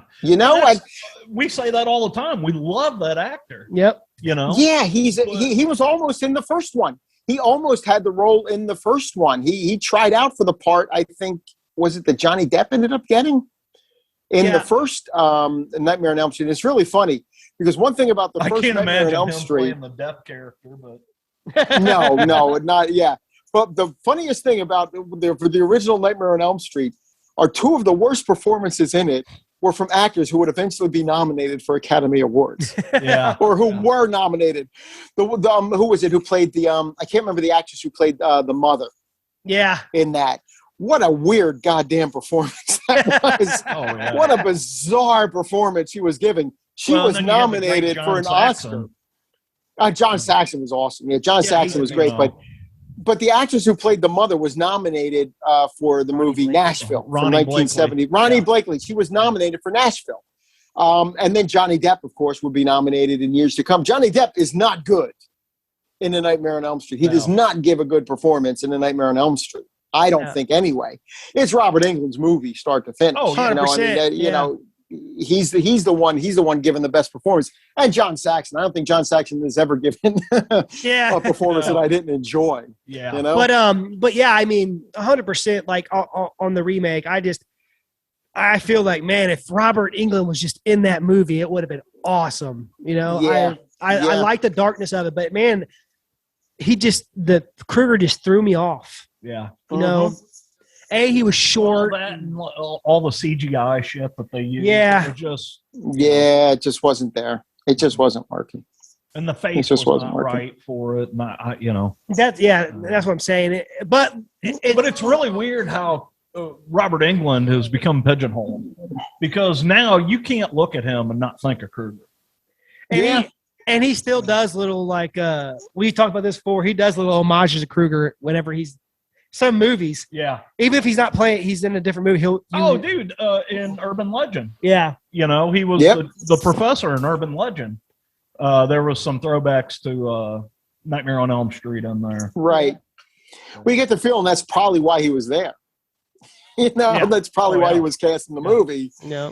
To sort of draw in that crowd. Yeah, there's a spot in his office, like you see a Freddy Krueger look like a doll hanging on the wall. Yeah, it wasn't quite Freddy Krueger, but it was almost. I mean, it was a red and green sweater. Yeah, and, right. You knew what they were doing there. You know what they were doing, right? Exactly. And you got that in Scream. Yes, with the janitor with that red and green sweater. Oh yeah. Absolutely. I love it. Yeah. Oh man, all of these movies are just. I mean, we covered quite a bit here already. How long we've been recording now? I don't even know. Oh, right on. I didn't realize. Oh wow. Yeah. Time flies when you're having fun. Yeah, it does. Yeah, when you're. We could have a really good conversation with Dave here. Yeah, I know. We just keep on going and keep on. Some people we get on here, you're like, oh. Never. I've never had that problem. But no, it's we had an issue with us is that we'll just keep on talking. And I know you guys are used to doing like 4-hour podcasts. Yeah, we are. And that's 4 hours with us staying mostly on topic. I mean, forget if we start to get off on tangent. I mean, like talking here tonight, what I love is you just sort of you jump down a rabbit hole and you just follow it. Yeah, when you come back to the topic and then you jump off a rabbit hole. Exactly. And that's I like that. This is the format you guys have here is awesome. Well, it's just a lot of fun. You take a topic and then you just see where it goes. That's great. That's what we do. And it's funny. So you mentioned X-Files earlier, so I'm going to throw a little movie out there. Shocker. only Wes Craven would use Mitch Pileggi as the antagonist, and yes, a guy who is like world famous for frickin' X-Files, right, yes, and he throws him in the Shocker film. What year did that come out? Do what? What year did that come out? That came out in '89. 89, yep, 1989. Michael Murphy, yep. Do you remember that movie, Dave? I honestly don't. I honestly do not remember Shocker. I'll be honest with you. Basically, the gist of the movie is he goes to prison for, I don't remember everything about it, but he goes to prison for killing somebody, and then while he's in prison, he gets executed by the electric chair. Well, that basically turns him into a ghost, and he can, take over people and nice, very cool movie, very cool concept. Mm-hmm. But it was funny as we were talking here. I was kind of on IMDb looking. I had no idea that Wes Craven did one of my favorite movies. Well, I say one of my favorite. It used to be one of my favorite movies when I was a kid. Was Swamp Thing. Oh wow! Yeah, that's right. I did not know he did that. I don't remember him as was he the director? He directed Swamp Thing? He wrote it. Oh, he wrote it. He wrote Swamp Thing. Okay. All right. No, I remember Swamp Thing. Louis Jourdan and Adrienne Barbeau. You want to talk? Yeah. You want to talk hubba? Adrienne Barbeau. Yes. I mean, especially with the movies she was making with Carpenter, like The Fog. Yeah. My favorite scenes in The Fog. She was, and my favorite scenes are with her character. Oh yeah. When she said that in the lighthouse, those are and when she's got that piece of wood that just, and you hear something coming through on the Swamp tape. Thing was directed by Wes Craven. Oh, he directed it too. Oh wow. Wow. So now in The Fog, wasn't Barbeau with Craven, or was they just split up, or Carpenter? I think he might have. They might have been together because she was in a few of his films. Yes. And I'm not sure if they were still together by then. Maybe they had broken up. I know she was in the TV movie he did, Someone's Watching Me. Yeah, well, I know. Role in that. I know that there was. I remember watching I've been watching some director. We have what we call a director series on here, where we do a director and then we do a whole episode on the director. Oh, very cool. But I remember I was watching some stuff on that, and I'm pretty sure that they were kind of on the rocks during the making of that movie. They may have been. Or something like that. They may have been. So that just interesting things you find out behind the scenes that's going on when they're making these movies, So it was kind of funny, talking about Adrienne Barbeau. So there was a TV series. Well, go ahead. It was actually, I think it was supposed to be like an HBO or a Showtime series called Swamp Thing, and they ended up playing it on like the CW or whatever. So my wife and I got into it, and unfortunately, it only lasted one season. But we're sitting there watching it, and all of a sudden, Adrienne Barbeau walks out. And I'm like, that's awesome. My God, honey. My wife's like, what? I'm like, that's freaking Adrienne Barbeau from the movie.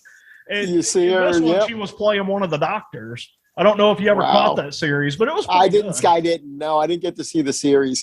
I got to reacquainted myself with the movie. To be honest with you, I have seen the movie, but it has been a while. I had forgotten Ray Wise was in it. I had forgotten Ray Wise played a part in Swamp Thing. Yeah. Oh yeah. Oh wow. So you know what? It's one that I gotta catch up with. I got to catch up with that one again. And Wes Craven. Wow. I mean, you look at his career and some of the things he's done. Keep taking aside that one that he sort of tried to go out of the. Looking at director now. I want to pull him up as a director here. Music of the Heart, which was kind of but you look, he did Vampire in Brooklyn, which we talked about. A little bit earlier. And you go back and Last House on the Left, The Hills Have Eyes, Steadily Blessing, Swamp Thing. I mean, it's a hell of a career. And then you get into the 90s. What was it? The Serpent in the Rainbow, or that's the late 80s. Serpent in the Rainbow. The People Under the Stairs. Oh yeah, great. Such a great. It's an awesome movie. Yeah, it's an awesome movie. Serpent in the Rainbow. And that was Bill Pullman. Bill Pullman, Bill Pullman, and it is a creepy movie. It really is. When they freaking nail his scrotum to that chair. I mean, there's and then they're burying him, and it's just. No, there's a lot in The Serpent and the Rainbow and in The People Under the Stairs. You know, these are later on, and this is all before Scream. This is all before he got to do Scream. Yeah. You know, I mean, it's really, it's a hell of a career that he had, you know, and you look at it and it reminds me of, you know, when people talk about Tobe Hooper, they think, okay, Texas Chainsaw Massacre. They say Poltergeist, but that was more Spielberg. But you know what? There are elements. Poltergeist was my favorite movie. Yeah, there are elements of Tobe Hooper in Poltergeist. Yeah, you know, the more extreme elements. That's Tobe Hooper in that movie. But he also did The Funhouse. He did Salem's Lot, which for me is one of the most frightening vampire films ever made. That Salem's Lot, that 1979. Yeah, it was a television made like a miniseries. Yeah, that is by far my favorite vampire flick of all time. It is there. You know, all the time. You take out the first half where they're doing character development and everything, even though it still kind of works. But when you get to that second half of that, when it's just straight up vampires, that is some of the most frightening. Who is ever going to forget that little kid floating outside that window and scratching on the window? Oh, yeah. You know, yeah. And then the great thing is you had David Soul, who we watched growing up as Starsky and Hutch. Hutch, He was Hutch. Yeah, Hutch. Yeah. Right. Absolutely, and he did Life Force, which I think Bonnie Bedelia is. Mason, she was Stryker. Yeah, James Mason was great in that movie. Yeah. I thought James and you know what? Who was it? Jeffrey Lewis. Oh yeah. That scene where he's in that chair. Oh yeah, Mike Ryerson was his name in that film. Yeah, and when he's sitting there going, "Teacher," you know, I mean, I've seen Jeffrey Lewis in a lot of things, including the Clint Eastwood, Every Which Way But Loose movies and everything. The Devil's Rejects. Devil's Rejects, and he was in. That's right. He was in the Devil's Rejects. Buffalo you see him. I don't remember the country music guy. The country music guy, right? Who has the misfortune of going to get ice the same time as Baby. It's pretty much dooms him. But every time I see Jeffrey Lewis, I think of him in that chair. Yeah. Just as a vampire. Yeah. In Salem's Lot, because it really was. I mean, I remember seeing it on cable. They did a version of it that they released as a theatrical film or a feature length version where they cut out a lot of the scenes at the beginning, with the character development and kept all the vampire stuff in. Mm-hmm. I remember coming home from school, a beautiful sunny day, and I was petrified sitting there watching Salem's Lot. It scared the hell out of me. Yeah. And this is, but that's Tobe Hooper. Yeah. That, Tobe Hooper is considered a one-trick pony. Eaten Alive, which I think was a really good, alligator movie. I guess it was technically a crocodile. Right. Is what he had in that movie. Tobe Hooper's another one, along with Wes Craven, where he's not one-trick ponies. Remember how we were talking about the Kruger? Sorry, we were looking at IMDb and we were talking about the homages, and you were talking about there's a thing called Pick Your Costume, and it's showing the janitor from Scream with the Freddy Krueger. Oh yeah, right. Salem's Lot. I remember it was so funny. My uncle was watching that on TV. Whenever it was on TV, so we're talking 1979. I was like 8 years old, and I come walking into the living room, and he's watching this, and I sat down. Actually, the whole family was sitting there watching it, and so I sat down and was watching it with them, and that movie absolutely petrified me. Yeah, absolutely. That's probably one of the movies that started my love of horror. I can see it. I can definitely see why. And you know what? It was not early for me. It was on cable. So by that point, I remember the first two movies I remember seeing on cable, horror-wise, were Alien and The Shining. Yeah. And I remember I had to sneak in to see The Shining, and I saw it at 4 a.m. before I went to school. I woke up early to sneak in and watch The Shining, and then I had to go to school afterwards. So I was tired and scared. With that, but I do remember seeing Salem's Lot. They showed it on cable in that sort of abridged version. And yeah, it's really, those are the movies that, especially Salem's Lot. I still think it's one of the best vampire movies ever made. Yeah. Without a doubt, it definitely is. Yeah. Yeah. It's a great film, in seeing that. And like, I grew up watching a lot of like classic horror, like House on Haunted Hill. In fact, I've got the poster for it back. Awesome. That's that's a great poster. That is, I love that poster. Yeah. So, I grew up watching House on Haunted Hill. A lot of those Vincent Price movies. Yeah. A bunch of the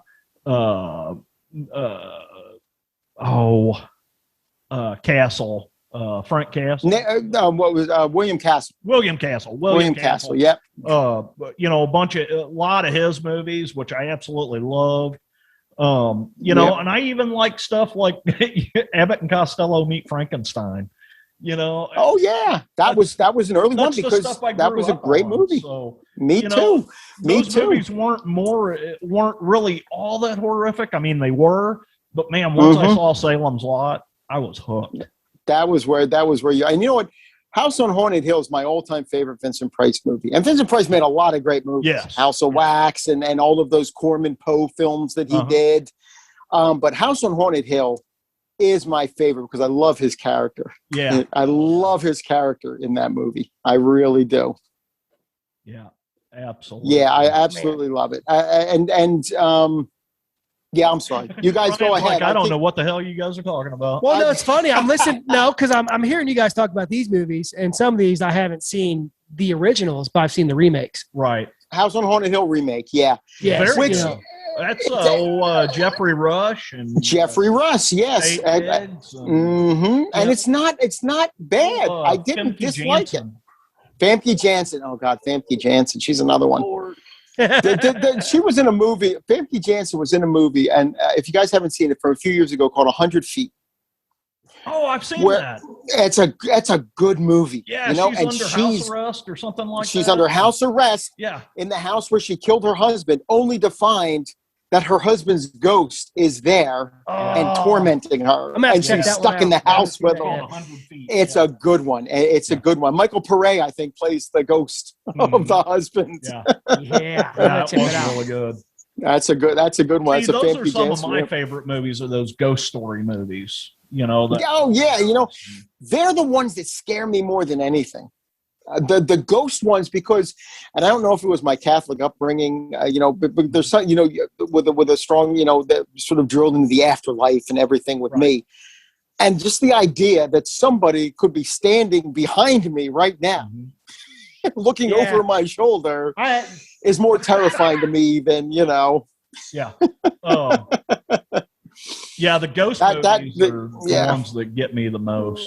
And they get me the most. They get me the most too. Whenever I'm searching for movies, like going through, Netflix's 9,000 horror flicks, I'm like, where's the ghost stories at? Ghost Story, Frank Sinatra.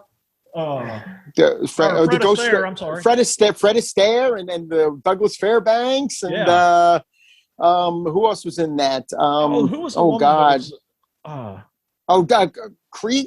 Oh God! Well, I know.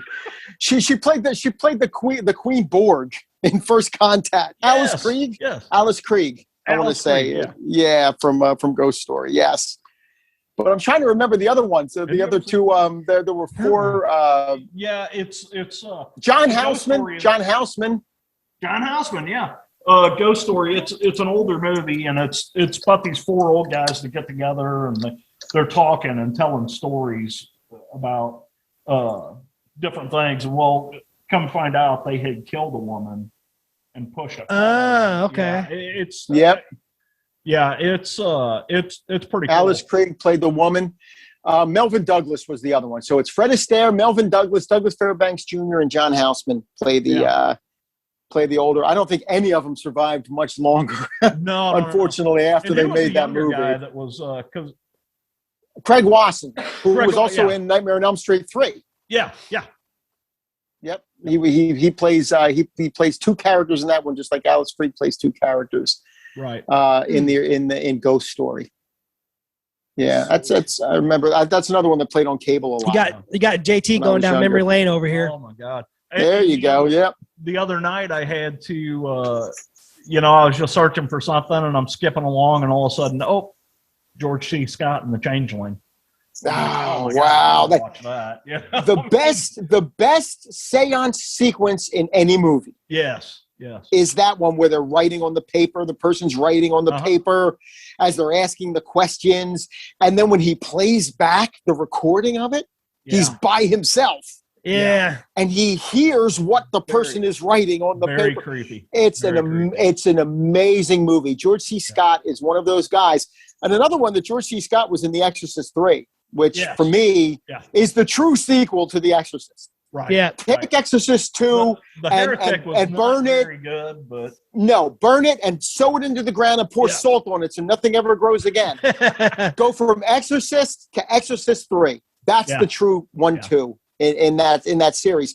And George C. Scott was nominated for a Razzie for his performance in that, which just goes to show you the Razzies don't know what the hell they're talking about. No. When they're nominating character people. in that, and George C. Scott, I mean, my God, everything he does is gold. Yeah, absolutely. But, his character in that was phenomenal. It absolutely was. And then Brad Dourif. When he goes into the asylum to, oh my God. That whole is intense. Yes, it is intense, and one of the all-time great jump scares is in Exorcist 3. I think when they're shooting down the hallway. And, I don't want to give it. I don't want. It's one of the all-time great jump scares. That movie still even the first one still gets me, dude. Oh yeah, the first one's horrific. My story about the first one is we were over a friend's house on a summer day, and we were trying to figure out what we were going to watch. And the night before, my friend had watched The Exorcist. They had it on tape. His brother had to go to bed, and his brother's like, "Let's watch The Exorcist." My friend was like, "No." But none of us had seen it, so we're like, "Yeah, let's see The Exorcist." Scared the living hell out of me. Absolutely scared the living hell out of me. And I ended up wearing, and I've told this on a few podcasts, I ended up wearing a rosary around my neck for a month going to bed. Wow. Because that movie scared me so bad.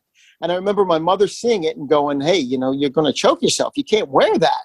Yeah. And I explained it was because of The Exorcist. And she had a moment. She sat down with me and she goes, "Listen, if you're a good person, the devil will leave you alone. He won't possess you. You'll be okay." And I didn't have the heart. I didn't have the heart to tell her, "I'm not afraid of him possessing me. I'm afraid of him possessing you." Because if he possesses you, I know if it's me, I'm the one spinning and spewing and puking, and I'll be okay with that. If he possesses you, you're throwing me out that damn window. That's what I'm afraid of. Yeah. I'm afraid of facing the devil, not having not meeting the. I'm afraid of facing the devil. Absolutely. Awesome. Yeah, that movie is just. It's one of the great. I mean, it's one of the all-time great horror films. It really is. And it pushed it into the mainstream for a while. You look at it like Rosemary's Baby, The Exorcist, horror was getting into the mainstream. And unfortunately, like I was saying, the topic we're talking about today, the slashers are what sort of got it booted out of the mainstream if you think about it. Unfortunately, as much as we love them, and I do love them, and I'll continue to love them, and I'll watch as many of them as I can. It's just they're comfort food. They're horror comfort food in a way. These films. But it is also the one that got it booted out of the mainstream, and they still just haven't quite cracked it back in there yet with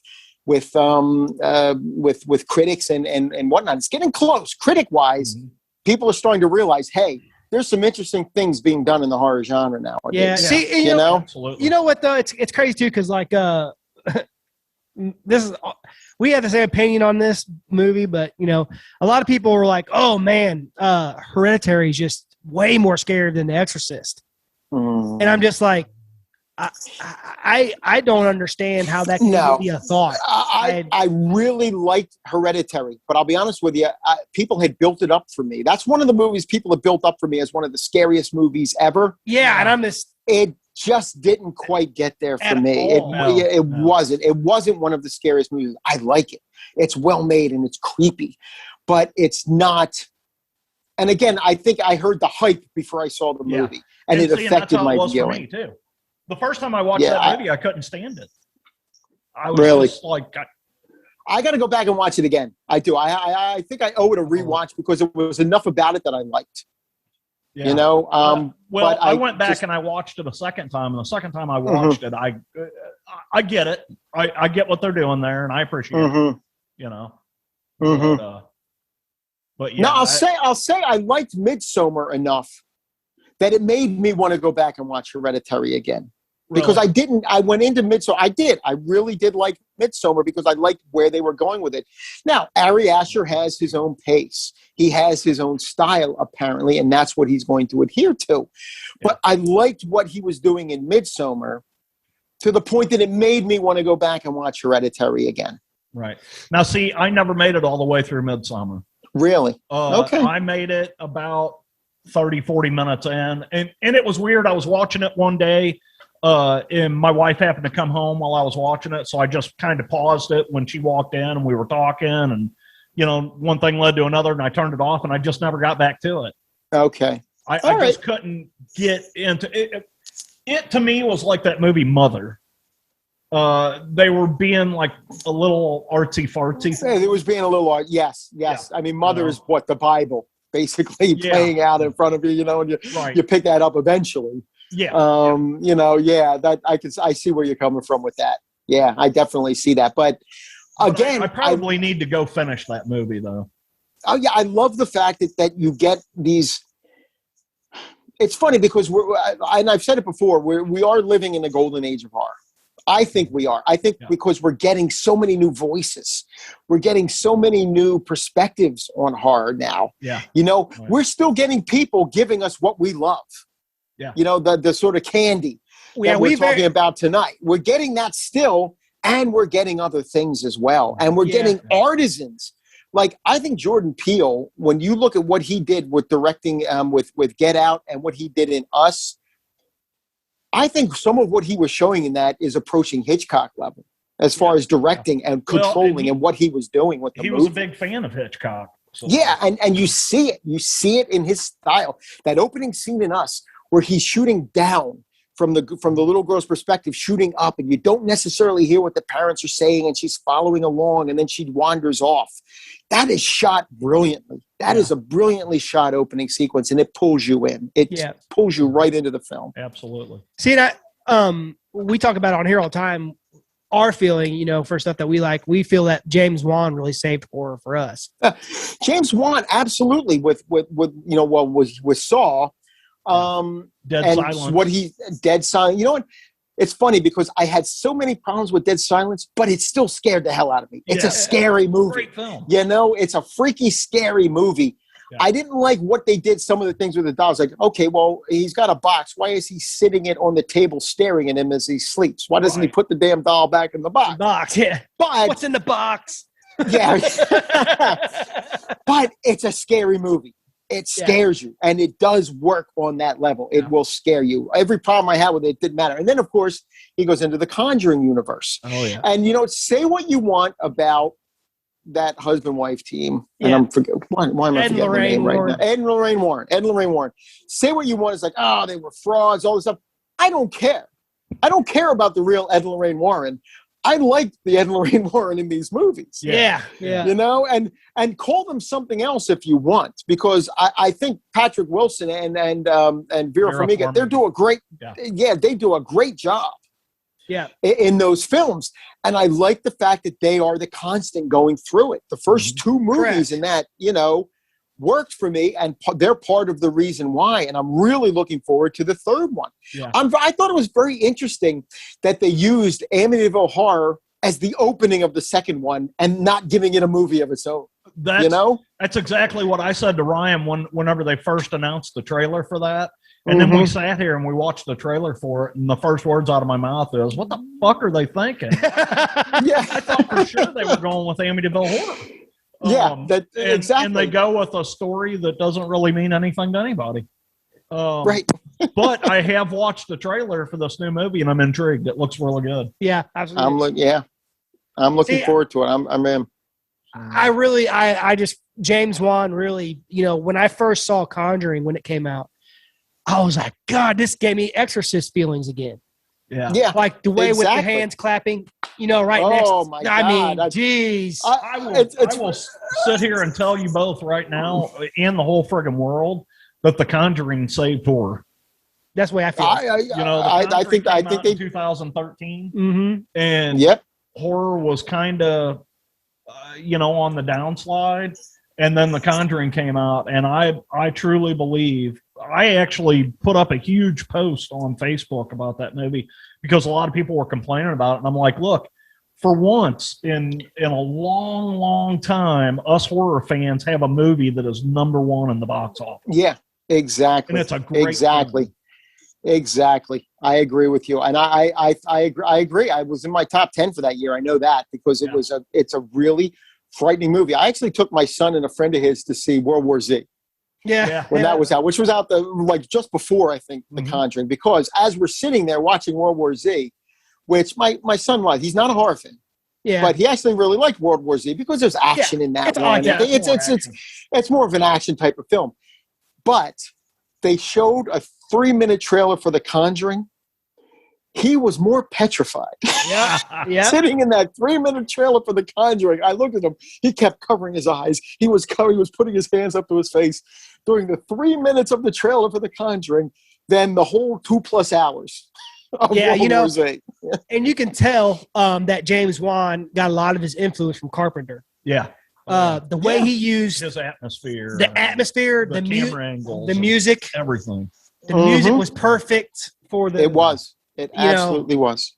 I just, to me personally, and like JT said, for us, we really feel like that movie really saved horror for us and really brought it back. It really did. And then you know what? Then you start to get into the independent things. Like It Follows, which I thought had an awesome concept. It really had an awesome concept with that movie. And I agree. I think that people have been building on it, and there's all different types of horror now. Yep. There's not just horror anymore. There are different types of horror. Yeah. When you get into Ari Aster, he has a certain type of horror. Jordan Peele has his own take on horror. And who was the actor or the director? She did The Babadook, but then she did a really good movie, Nightingale. From I'm looking her up now. I'm trying to get her name here. Jennifer Kent. Jennifer Kent. Yeah. Jennifer Kent. I think is another one, has a really interesting take on horror, and that's what I love about it now. Is you're getting new voices. You're getting people who maybe back in the '80s would have never gotten a chance. Yeah. Hey, since you're on her page, was she part of that Double X movie? Oh, I think she. You know what? I'm thinking that she XX was. movie was all female directors. Let me take a look. Let me look at director. That's what we were talking about. I know we were talking about. Oh, I don't see her listed here. I don't see her listed here with the XX. Let me see who was though, because there were some great segments in that movie. There were. I want to see who actually was part of that. What's cool about it too is that now we're getting back to, we're going to have the down the road 20 years from now, people will be like, oh, James Wan, like we're talking about Carpenter. Yeah. Yep. You're absolutely right. I think you're right. Absolutely. You get those directors, Absolutely. And you're right. I think James Wan is going to be up there. I think Jordan Peele has the potential. I'm really anxious to see. I don't know if he directed. Did he direct Candyman? I think he did direct Candyman. Yes. So I'm really anxious to see what he does with Candyman. You're always talking about the directors. The 5 directors are Roxanne Benjamin, Sophia Carrillo, Karen Kusama. Karen Kusama is the one. Her Only Living Son, which I really like that. That St. Vincent. Segment in that I agree. And then Jovanka Vukovic. Karen Kusama is another one because she also did The Invitation. Oh, yeah. Which I thought was a really, really good movie. I really liked The Invitation. She did that one. Interesting. She did Destroyer, which I think had Nicole Kidman. Wasn't horror. But I thought was kind of an interesting movie. Not as good as The Invitation or even a segment in Triple X. But Jennifer's Body. Wow, she directed Jennifer's Body. That's a great one. Yeah. See, and that's why I was thinking of that XX thing because she had done Jennifer's Body. We did a whole episode on Jennifer's Body, and I absolutely love that movie. Jennifer's Body. You know what? It's funny because I don't. For me, I like Amanda Seyfried more than I like Megan Fox in that movie. Yeah. And I don't want to take anything away from Megan Fox. I don't think Megan Fox was bad in the movie. I don't. True. Yeah. But I think Amanda Seyfried was sort of the standout in that. You know what I always think of? She's got a new movie coming out. Something hidden. What the hell is that? Let me see. I'm actually on her page here now. Things heard and seen. Things heard and seen. Things heard and seen. That I watched a little trailer on that, and it looks really good too. That's another horror. Yeah, that's coming out. Nice. Oh, Sherry Springer Berman and Robert Pulcini are the writers directors of that. And you know what? For them, they directed one of my favorite movies of the 2000s, American Splendor. And that's nothing to do with horror. Nothing to do with horror. I know, but I love American Splendor. Yeah, I love American Splendor. The Harvey Picard movie. Mm-hmm. That's what I first heard them, and it's great to see them getting into horror. The movie that just came out, my number one horror movie of 2020, which was Anything for Jackson. Okay, I have not watched that yet. I'll tell you what, definitely put it on there. I love Anything for Jackson. That was my number one horror movie of 2020. The writer and director of that, prior to that, were making Hallmark Christmas movies. Go figure. So you're getting people breaking into the genre now from outside of the genre. Yeah, I'll tell you, it's exciting. It's an exciting time to be a horror fan. Oh yeah, definitely. I like having I like getting the female perspective too. Yeah. Absolutely. Absolutely. And that's something that back in, unfortunately, in the 80s, you didn't always get. Now, there were some. I mean, who was it? You had, was it Barbara Peters, I think, who directed Humanoids from the Deep? You had, Pet Sematary. Oh, God. I'm trying to remember the director of the original Pet Sematary. In the Pets. Yeah. Every time someone says Pet Sematary, it automatically pops in my head. Yeah. And I'm sure, and it's, oh God, who is it? It is Mary Lambert, directed, Pet Sematary in 1989. So you definitely did have, women working in the genre, but they just didn't get the opportunities. Now they're getting a ton of opportunities and telling the stories they want to tell. And that's the thing. It brings women into the genre. It does. It brings women into the genre, and you're really seeing that, hey, you know what? It's a shame. What were we missing out on before when they weren't getting the opportunity? Even with African Americans, there was a time period there where people were like, no, don't even put them on the poster. Don't put African American characters. You can't make them the main character. No one's going to want to go see the movie. Jordan Peele proved that was bullshit. Oh, man. What about the remake of Night of the Living Dead? Yeah, right. Dude, come on, man. Absolutely. And that's Tom Savini. Tom Savini directed the 1990 Night of the Living Dead. Still one of my favorite. That's one of mine when I really want to get nostalgic with myself. That's when I throw that on and watch it, They gave us a different Barbara in that one. Yes. In the original Night of the Living Dead, let's be honest, as much as I love it, it's one of my favorite films. You want to slap Barbara a few times. Yes. It was like, snap out of it already. Yeah. You're just sort of hovering around in the background. You got a different one, obviously, in 1990s. Was it Patricia Tallman? Yeah, it's funny. In that one, and you got... I was watching, I was watching Criminal Minds, just watching, blowing through episodes. I was on vacation, and there was a episode with her in it. She's a pilot. Oh, in one of the episodes, I was like, "Holy crap, that's a nice." From yeah.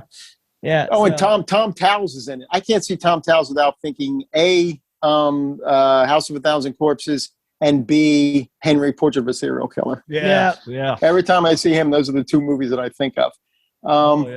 But yeah, no, that's another good rant. It's another one that doesn't get the credit it deserves, I don't think. And it's Tom Savini who directed that one. That's an awesome one for me, man. I enjoy that one too. Yeah, it's crazy. I'm younger, but I watch all this older stuff, and everyone's like, "What do you watch?" Like people my age are like, "Huh?" I'm like, "Dude, check this movie out," and they're like, "What is this?" I'm like, "Come on, how can you not appreciate this?" Yeah. Come on. But now that it's funny. That's the great thing about the horror community is that I say we're gonna start losing it. you go, you go back and delay here.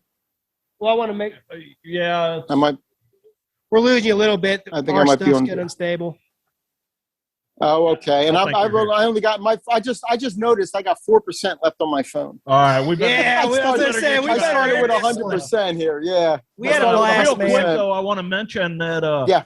the Greg Nicotero, who is, of course, responsible for The Yeah. Walking Dead and now the new Creepshow Mhm. series on Shudder. A lot of people don't know that he studied under Tom Savini. Yeah. Oh, wow. And Yes, that's why right. a lot of his makeup effects look the way they do. So look the way they do. Right. man. And that's why these guys, yeah, absolutely. And these are the ones I wish they were still doing practical. The CGI is just, when you don't have $100 million, if you're going to make a Marvel movie, you can do the CGI well. Yeah. You're gonna throw $300 million at it. You're gonna do it well. Yeah. You're gonna throw $10 million. It's gonna look like hell. And unfortunately, horror does not get the budget that you're gonna get for a Marvel movie. They just don't give it to them because you don't have to. You don't need stars in a horror movie to draw in the crowds. You don't need to put like Tom Cruise's The Mummy. Tom Cruise and Russell Crowe in The Mummy. They were a detriment as opposed to a plus in that movie. Right. Right. Yeah, man. I got to tell you, we could be talking forever, but Dave, this was I know. awesome having you on tonight, Cool. man. You Yeah, are a thank you. wealth of It was knowledge, great. and you're awesome to talk to, man. Thank you. I had a blast. It was great. And I like you said, I'm glad you guys say you don't mind going off on tangents because I think we did that pretty much. Oh, yeah, dude. I love it. Pretty We much did. all night. we love it. We love it. Well, hey, man, we appreciate you coming on, and I'm sure we'll be getting hold of you again. Cool. I'm sure. Definitely. But before your phone dies, Yeah. we better get you off here. Anytime. I would love it. All right, brother. We'll be reaching out to you. Yep. Cool. I had a blast. Oh, us too, Perfect. man. I had a blast. Thank you so much, guys. It was great. You too, All right, brother. We'll take see you, care. man. See you, buddy. Yep. Bye-bye.